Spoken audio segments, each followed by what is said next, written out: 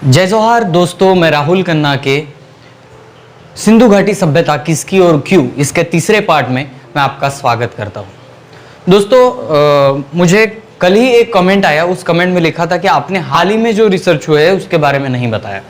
मैं आपको यहाँ पे सीधा स्पष्ट कर दूं कि डॉक्टर मोतीराम कंगाली ने इस लिपि को जो पढ़ा है, इस लिपि को देखा है, इस सभ्यता को समझा है, वो किस आधार पर समझा है और वो क्यों ऐसे समझा है और क्यों उन्होंने रिसर्च किया और क्यों दुनिया को बताया है कि यह सभ्यता गोंडी सभ्यता थी। हालांकि आज वो नहीं है, हालांकि उनके लिपि पढ़ने वाले, उनके साथ रहने वाले लोग आज भी दावा करते हैं। उनके किताब है, उनके ग्रंथ है और उन ग्रंथ में आज भी हमें प्राचीन जो सभ्यता है उसके बारे में बताया जाता है। दोस्तों मेरा कारण इस सीजन का यानी इस सेशन का यही है कि मोतीराम साहब के इस रिसर्च को आपके सामने लाया जाए, आपको बताया जाए किस तर्क और किस आधार पर यह कंगाली दादा ने साबित किया। और हालांकि में जो रिसर्च हुए हैं उसके बारे में हम लास्ट में बात करेंगे। फिलहाल मैं एक किताब के जरिए चल रहा हूँ। इस किताब का नाम है सिंधवी लिपि का गोंडी में उद्वाचन, Gondi decipherment of Indus script in Gondi. यह किताब है मोतीराम कंगाली साहब की, यह किताब है और इस किताब को लेकर मैं चल रहा हूँ। गए दो भी पार्ट इसी किताब से हैं और आने वाले भी पार्ट कैसे उन्होंने तर्क से, अपने तर्क से, अंधविश्वास से नहीं, तर्क से और अनुमान लगा के और कुछ जो साम्य होता है वो साम्य सब मिला के वहाँ पे कैसे किया, ये मैं अपने आने वाले सेशन में आपको बता रहा हूँ। तो जो भी कमेंट करते हैं कि आपने हालांकि वो रिसर्च नहीं डाला, वो ये रिसर्च नहीं डाला, तो फुल अभी के रिसर्च में नहीं ले रहा हूँ मैं, पूरा का पूरा मोतीराम दादा कंगाली जिन्होंने जितने भी किताबें लिखी है, जित किताबों में इसका जिक्र किया है, क्यों किया है, ये सभी बातें इस किताब से ले रहा हूँ मैं। आचार्य मोतीराम कंगाली साहब ने भी जब यहाँ पे तर्क लगाया कि द्रविड़ पूर्व भाषा क्या है, द्रविड़ पूर्व सभ्यता क्या है, तब उन्हें पता चला कि यहाँ की गोंड जनजाति ही द्रविड़ पूर्व सभ्यता वाली है और उनकी भाषा भी गोंडी है। और फिर उन्होंने इस तर्क के आधार पर इस निरीक्षण में आए और उन्हें पता चला कि जैसे हड़प्पा की लिपि में कुछ चित्रवाचक शब्द होते हैं, जैसे समझिए सदियों का जब इतिहास हो तब ऐसा ना हो कि लिपि में सिर्फ शब्द मिले, आपको अक्षर मिले, उसमें कुछ चित्रवाचक शब्द भी होते हैं। वो चित्रवाचक शब्द क्या है उसका उन्होंने पहले स्टडी किया और उसके बाद कुछ सिमिलर बातें सामने आई। सिमिलर बातें कौन सी है? जो हड़प्पा इंडस वैली की जो सभ्यता है, जिसमें मोहरें पाई गई है, जिसमें जो लिपि है वो राइट टू लेफ्ट पढ़ी जाती है, ऐसा बहुत सारे संशोधकों ने निकाला। गोंडी संस्कृति समुदाय में भी राइट से लेफ्ट पढ़ा जाता है। आपको पता है गोंडी संस्कृति समुदाय में राइट टू लेफ्ट बहुत कम होते हैं, लेफ्ट टू राइट होते ही नहीं है। जैसे कि नेचर में आप एक पेड़ देख रहे हो, पेड़ पे अगर कोई वेल चढ़ रहा है तो वो राइट से लेफ्ट होते जाता है। वैसे ही हमारे समाज में स्वस्तिक भी देखो तो वो भी राइट से लेफ्ट होता है। वहाँ पे किसी पेन की पूजा हो, वहाँ पे जल चढ़ाना हो, उसको उसके इर्द गिर्द घूमना हो तो राइट से लेफ्ट ही किया जाता है। हमारी गोंडवाने की घड़ी आपने कोई न्यूज़ देखी है तो वो भी उल्टी घड़ी चलती है। इसका एक ही मतलब है कि सभी ग्रह अगर हम देखें तो सभी ग्रह राइट टू लेफ्ट होते हैं, शनि को छोड़ के। तो गोंडी संस्कृति में ये हजारों सालों से है कि उनकी जो परंपरा है वो राइट टू लेफ्ट होती है। उनकी लिपि राइट टू लेफ्ट लिखी भी जाती है और राइट टू लेफ्ट पढ़ी भी जाती है। और यही बहुत बड़ी सिमिलरिटी हमें मोतीराम कंगाली साहब को इस लिपि में दिखी। आज का आपने जो थंबनेल देखा है, मैंने ऋग्वेद का जिक्र किया है और आप भी जानते हो कि ऋग्वेद का जिक्र अगर हुआ है तो उसको हमें करना पड़ेगा। मोतीराम कंगाली साहब के पहले PR देशमुख एक बहुत बड़े संशोधनकार हैं। उन्होंने ऋग्वेद की ऋचाओं को और हड़प्पा सभ्यता की सिमिलरिटी को कैसे पकड़ा। ऋग्वेद के ऋचाओं में जो वर्णन लिखा है जिस राजाओं का, वो कहते हैं कि हे इंद्र, आपने इन राजाओं पे आक्रमण किए हैं, यहाँ पे ये करके दिखाया है। तो वैसे ही ऋग्वेद की ऋचा किस राजाओं के बारे में कह रही है, इसका अध्ययन PR देशमुख ने किया और उन्होंने कुछ पॉइंट्स निकाले। वो पॉइंट्स आपको सुन के बहुत एक नया रास्ता मिल जाएगा। वो पॉइंट्स मैं आपको पढ़ के बताता हूँ। ऋग्वेद में वर्णित दुर्योन नगर ही मारविद्योन अर्थात वर्तमान मोहनजोदड़ो है। दुर्योन और मारविद्योन की साम्यता के पुष्टि हेतु एडवोकेट P.R. देशमुख ने निम्न मुख्य बिंदुओं को सिद्ध किया है। दुर्योन नगर को कुत्सित नामक आर्य ने इस 1800 के दौरान ईस्वी सन 1800 के दौरान जलाकर राख किया। यह काल ऋग्वेद की ऋचाओं के रचना काल के 300 वर्ष पूर्व का है। मोहनजोदड़ो अर्थात मारवीडियोन का विध्वंस काल भी पुरातत्वविदों ने ईस्वी सन पूर्व 1800 का ही सिद्ध किया है। पॉइंट नंबर 2, ऋग्वेद की ऋचाओं के अनुसार दुर्योन नगर को अग्नि से जलाया गया, तो मोहनजोदड़ो को भी आग से जलाए जाने के प्रमाण प्राप्त हुए, जैसे कि राख की मात्रा का अवशेष पाया गया है। पॉइंट नंबर 3, ऋग्वेद की ऋचाओं में प्रचंड अनाज भंडार लूटने का जिक्र है, तो मोहनजोदड़ो में भी विशालकाय धान्य भंडारों के अवशेष प्राप्त हुए हैं। पॉइंट नंबर 4, ऋग्वेद में उल्लेखित दुर्योन नगर को चारों ओर से परकोट एवं गहरे खंदक थे, तो मोहनजोदड़ो में भी परकोट और खंदक के अवशेष पाए गए हैं। पॉइंट नंबर 5, ऋग्वेद का दुर्योन भी उस वक्त महानगर था, तो मोहनजोदड़ो की रचना भी महानगर की पाई गई है।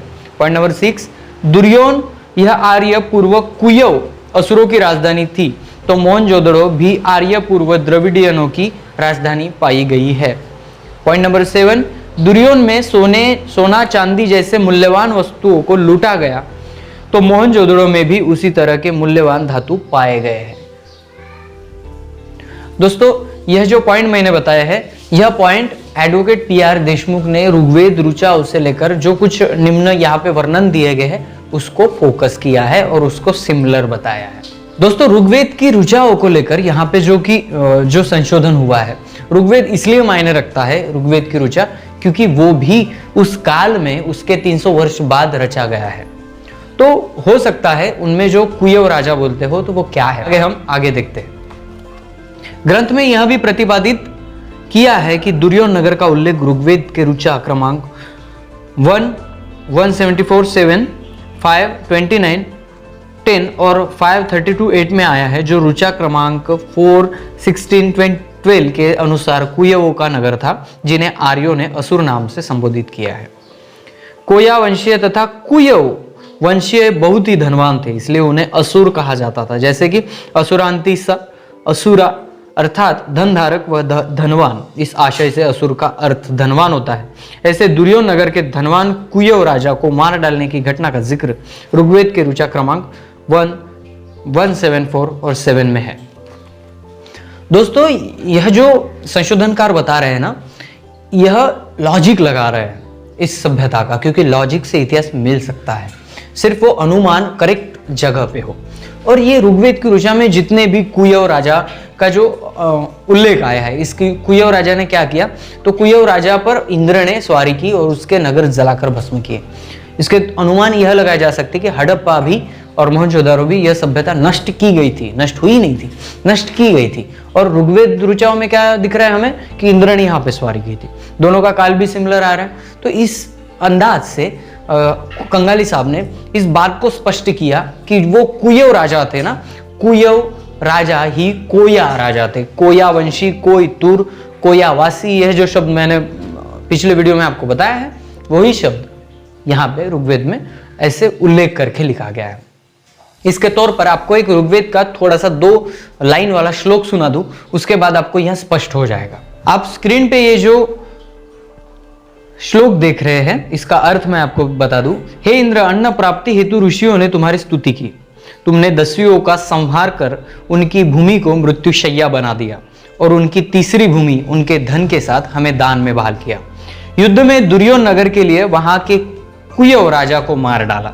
ऋचा क्रमांक 174-8 में स्वयं के महाप्रतापी कृत्यों से ख्याति प्राप्त करने वाले हैं इंद्र, तुम भक्तों की सुरक्षा के लिए अनेक शत्रुओं को पराजित किया तथा कुयव राक्षसों के नगरों को तोड़कर उन्हें शस्त्रहीन बना दिया, ऐसा उल्लेख है।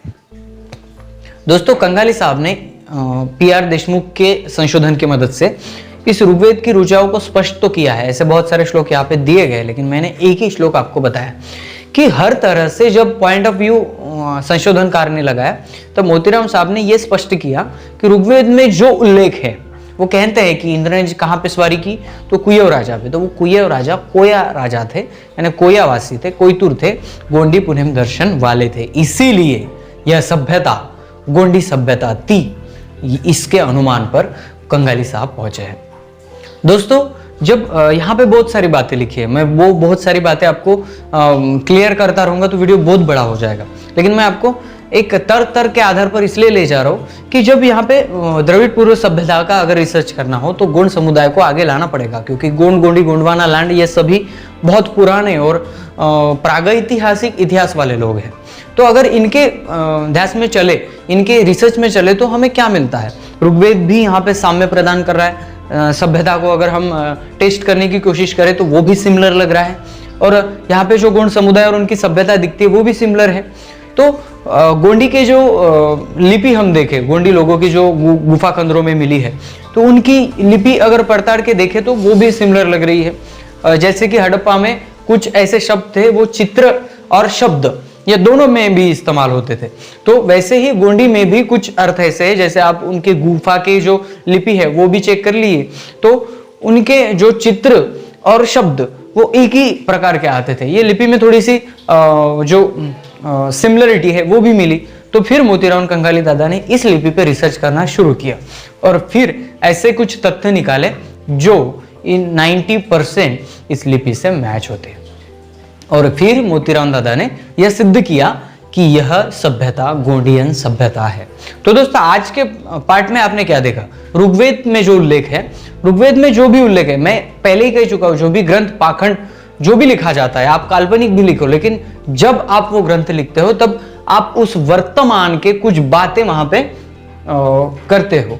ऐसा बहुत सारे साहित्यकारों ने भी कहा है कि वर्तमान को प्रेजेंट मानकर ही वो ग्रंथ लिखा जाता है, और वैसा ही हुआ है कुछ श्लोकों में, जैसे कि गोंड राजाओं का यहाँ पे उल्लेख हमें मिला है। तो दोस्तों आने वाले वीडियो में लिपि कैसे पढ़ी जाती है, लिपि के क्या सिमिलरिटी है, और लिपि के बारे में डीप नॉलेज हम आने वाले वीडियो में लेते हैं। लेकिन आज का वीडियो मैं यही खत्म करता हूं, और आने वाला जो पार्ट है वो आपके लिए बहुत इंटरेस्टिंग है, क्योंकि दादा ने क्या क्या सिद्ध किया और आप क्या क्या देखना चाहते हो, उस लिपि में क्या क्या महत्वपूर्ण है, ये भी आपको देखने में मजा आएगा। तो दोस्तों वीडियो को बिल्कुल लोगों में शेयर करिए, उनको पता चले कि यह भी दादा ने किया है। और मैं आगे के वीडियो के लिए मैं आपको बता दूं कि आपने चैनल को सब्सक्राइब नहीं किया तो कर दीजिए, क्योंकि आने वाला वीडियो आपको पता तो चले, और उसके बाद मैं धीरे धीरे आपको वो लिपि कैसे पढ़ी गई, लिपि में क्या क्या ऐसे है जिसके बारे में गोंडी सिमिलरिटी है, गोंडी लोग कैसे क्या करते हैं, उनके रिवाज क्या है, ये भी बहुत देखने में आपको इंटरेस्ट आएगा। तो मिलते हैं अगले वीडियो अगले टॉपिक के साथ, तब तक के लिए जय सेवा, जय जोहार, जय आदिवासी, जय गोंडवाना, जय भीम।